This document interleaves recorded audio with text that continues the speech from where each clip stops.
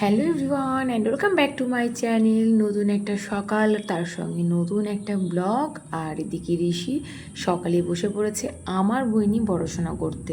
তার বইগুলো পড়তে নাকি তার খুব বোরিং লাগে, সে তার জন্য আমার বইগুলোকে নিয়েই এখন পড়তে বসেছে।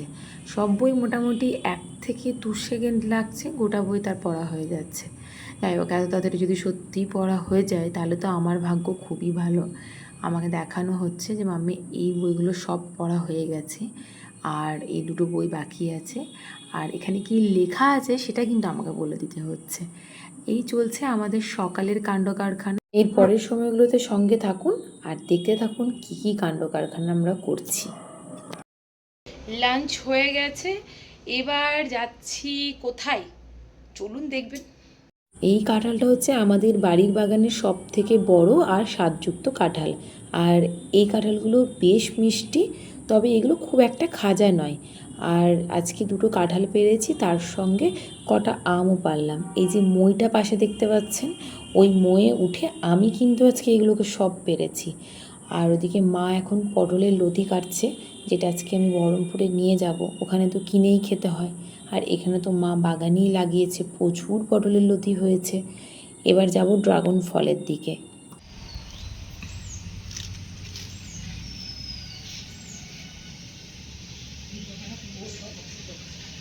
কোথায়? ওই আঙুর গাছে না? হ্যাঁ।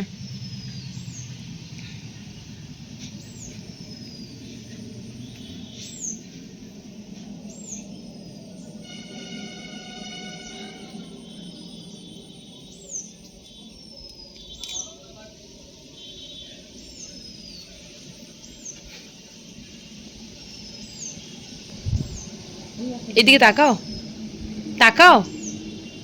হ্যালো ফ্রেন্ড, এই দেখো আমাদের আঙুর। হ্যালো ফ্রেন্ড, এই দেখো ড্রাগন ফল হয়েছে, প্রায় 3 বছর পর ধরলো। আচ্ছা, হ্যাঁ, এত সুন্দর দেখতে। খাবার থেকে কোনো জিনিস যদি হয় সেটা দেখতে বেশি ভালো লাগে। এই দেখো লঙ্কা গাছ লাগিয়েছি, আমার কাজের মেয়ে খুব হেল্প করে, ওই সব লাগিয়েছি। আবার নতুন করে চারা পুঁতেছি ড্রাগন ফলের। আচ্ছা। হুম, এই যে দেখছি না বেগুন গাছ, সেগুলো সব আমার কাজের মেয়ে। আমার কাজের মেয়ে খুবই ভালো, কাজের মেয়ে কাজের। কাজের মেয়ে কাজের। এই প্রথমবার মা কিন্তু হ্যালো ফ্রেন্ড বলে আমার ব্লগে কথা বললো। ওই দেখো ফল না ড্রাগন ফল, হ্যাঁ, মানে আমার লাগিয়েছে লাগিয়েছে ভালো বেশি ভাবি। এর 12 মাস তোমার ধরে আম ভারতী। গাছ, এরকম আম গাছ ও হয়েছে। বহুবার দেখেছে সবাই। দেখেছো? তোমার আঙুর গাছ। এই যে আঙুর গাছ গোলটায় বাসা করেছে, কাছে যাওয়া খুব মুশকিল। চিকু গাছ। চিকু গাছ, চিকু হচ্ছে। আর লেবু, এক গাছ লেবু নাকি? একটা লেবু ধরেছে, আমার নারায়ণের সেবা হয়ে যাবে। হাঁটু পাড়ি আরামসে হয়ে যাবে। একটা গাছকে নিয়ে আসা, তারপরে তাকে ছোট থেকে বড় করে তোলা, তারপরে তাতে ফুল আসা, এরপর ফল। এই যে কী এক আনন্দের পর্ব! যারা বাগান করতে ভালোবাসেন তারাই আমার এই কথাগুলোর মর্ম বুঝবেন। বাড়ির বাগানের ফল শাক সব পাড়া হলো, এবার বসে পড়েছি খোলা ছাদের সামনে কিছু রিলস বানানোর জন্য। খোলা ছাদের নিচে বসলে ভালোই হতো, কিন্তু যেহেতু বৃষ্টি পড়ছে, একটা রিলস বানানোর পরে আবার ভিতরে চলে আসতে হলো। এই বৃষ্টিতে যদি প্রতিদিন ভিজি তাহলে নির্ঘাত শরীর খারাপ হবেই হবে। তাই খোলা ছাদের সামনেই বসে বসে বানাচ্ছি। আশা করি সেগুলো কেমন হচ্ছে অবশ্যই আপনারা আমাকে কমেন্ট করে জানাবেন। আর কিছুক্ষণের মধ্যে রেডিও হতে হবে, বেরোতেও হবে। এই রিলস বানানোর মাঝেই ভাই দিয়ে গেল আমাদের গাছে ড্রাগন ফল খেতে। কি মিষ্টি! ও অসম।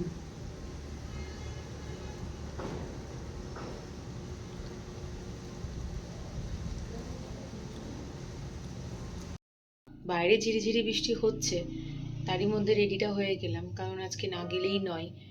ভাই যাচ্ছে সঙ্গে বলে একটু চাপটা কম।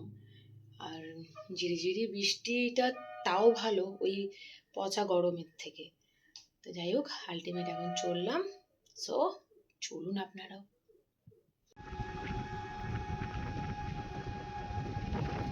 তাকাও একবার।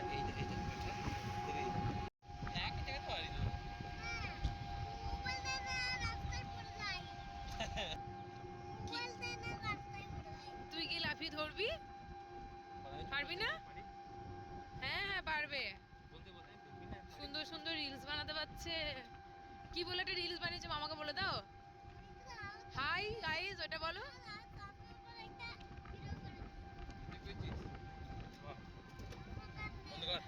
হাই গাইস ওটা বলো, হাই গাইস। ট্রেন তো চলে এসেছে, এবার চাপতে হবে, চেপে যেতে হবে ঘরে। আর ঘরে এসে দেখি ঘরের একই বেহাল অবস্থা, চারিদিকে নোংরা।